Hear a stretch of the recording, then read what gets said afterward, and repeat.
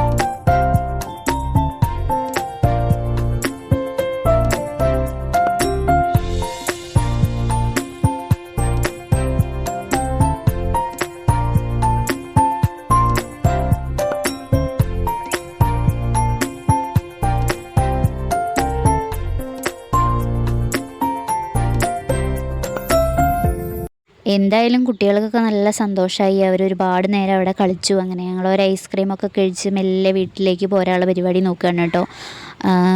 എങ്ങനെ ഒരു സമയത്ത് എല്ലാവരും കൂടി ഒത്തുകൂടിയിട്ട് ഇങ്ങനെയൊക്കെ ഇഷ്ടമുള്ള ഒരു സ്ഥലത്തൊക്കെ പോയി കുറച്ച് സമയമൊക്കെ ഇരിക്കുക എന്ന് പറയുമ്പോൾ ഒരു പ്രത്യേക സുഖമായിരുന്നു കേട്ടോ. അങ്ങനെ പിറ്റേ ദിവസത്തെ ഒരു ഇതാണ് കേട്ടോ ഞാൻ എടുത്തിട്ടുള്ളത്.